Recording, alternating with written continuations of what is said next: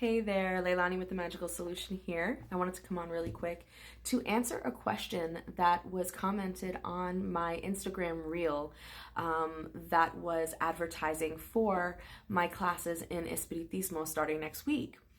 And the question was a really good one, and I felt like it needed to be answered here on TikTok, on Instagram, on YouTube, so this video will be posted in all three places.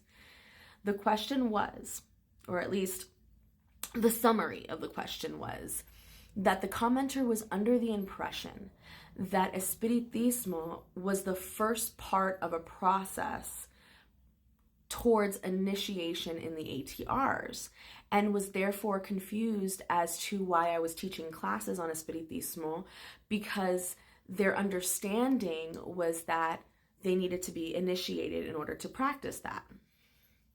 This is a really, really common misconception about Espiritismo. So let's lay it to rest, shall we? So first, to lay it to rest, we need to first talk about what Espiritismo is, okay? So Espiritismo, yes, it is the Spanish, it is the linguistically Spanish translation for spiritualism, right? But there are differences. So let's kind of get into this a little bit.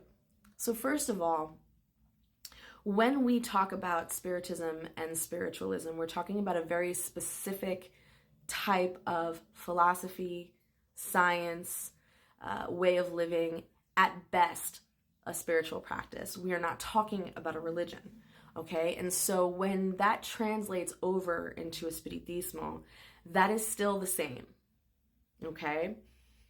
What makes Espiritismo a little bit different, and why calling yourself an Espiritista versus calling yourself a spiritualist or a spiritist, what makes that different is that Espiritismo has within its practice the intrinsic indigenous practices of the people of Turtle Island, and was easily adopted and easily brought into the systems of the ATRs. And so therefore, much of the African traditions are also found within Espiritismo.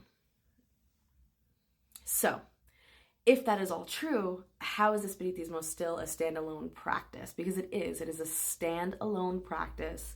It can be done without any initiation into anything else. It can be done alongside different religions. So there are plenty of Buddhist Espiritistas, there are plenty of Catholic Espiritistas, there are plenty of Santera Espiritistas, there are plenty, you know what I mean? Like, the list can go on, because again, we're talking about a philosophy, we're talking about a science, and we're talking about a way of life. We are not necessarily talking about a religion at best, we're talking about a spiritual practice, right? And so that is why it is standalone.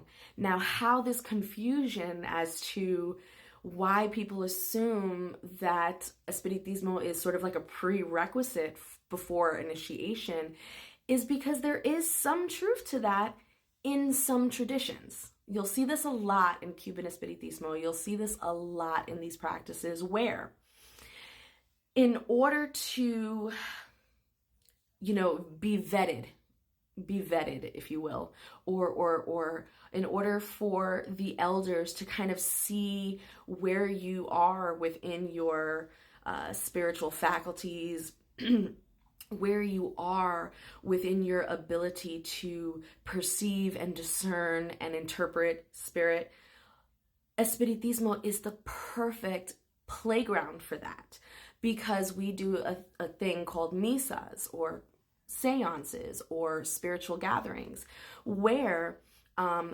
people get together who identify as mediums, psychics, spiritualists, spiritists, and all that, and we go there to practice our abilities, to commune with spirits, to engage in activities that will put our faculties and our mediumship and our healing abilities and all of that stuff, it will put it to the test. And so it made a lot of sense for a lot of these other practices to sort of utilize Espiritismo to kind of see where these up-and-coming interested initiates, where they kind of stand. So that's one part of it. Another piece of it is that Espiritismo is a wonderful, wonderful system that is very, very organized, that teaches its followers how to properly commune with your ancestors, your spirit guides, your guardian spirit, your guardian angel. And so, a lot of practices, a lot of initiatory practices who have those beliefs in place in those practices will oftentimes utilize Espiritismo to kind of get a nice, good foundation, a nice, good, strong foundation for their future initiates. Teaching them how to make altars, teaching them how to commune, teaching them how to, all of that through Espiritismo, because it is a great system. It is a great foundation. It's very simple. It's very easily accessible. So that's another reason why they would utilize Espiritismo. A third reason why they would utilize Espiritismo too is because, once again, it's another place that is pretty much known for helping mediums and spiritualists and just people who are interested in knowing, helping them to identify who walks with them, who their guardian angel is, their crown or the spirit that walks with them their whole life, all the way to, the different spirits that walk in their spiritual court with them, and everything in between. Later on, you'll start to see, and this is where it gets a little fishy, but later on, in a much later parts of history, or more currently, if you will, you'll start to see where the Orishas start to come into this mix. But there's a lot of heated debate around that, so I'm not even going to go there. But it's another great, breeding ground for being able to help these new and upcoming initiates to identify who walks with them, so that they have a good foundation and starting point for their spirits. And then last but not least, another reason why Espiritismo might be utilized in some of these initiatory practices is because Espiritismo also has very similar practices or very similar rituals, if you will, of baptism and this idea of sort of, purification, blessing. And so even though it's not an initiation, it's not like you do this baptism or you do this, blessing, and now you can call yourself an espiritista. It's not so much that, but it's more of this coronation. It's more of this ritual in which you can safely say that I've done this work. I know who walks with me. I know what sits on my head and how my ori functions. I know how my spirits work. Like it's basically just a rite of passage, and it's a very gentle rite of passage. There's nothing crazy about it. It's very similar to just a baptism. And so with these elements in place, it's just the perfect kind of like prerequisite. It's like the perfect little setup prior to going into something really, really intense and something that requires a big, big, big commitment. See, Espiritismo, because it's an open practice, because you can come and go as you please, there is no commitment involved. Although the ideal Espiritista, the ideal spiritualist, the ideal spiritist would be committed, because once you come into these practices and you start to learn the codification and you start to learn what it is our role is in these practices, there is an expectation, there is a responsibility, but nobody's holding a gun to your head. There's no like hazing ritual, and there's no like exit, beat up ritual if you decide to leave. It's nothing like that.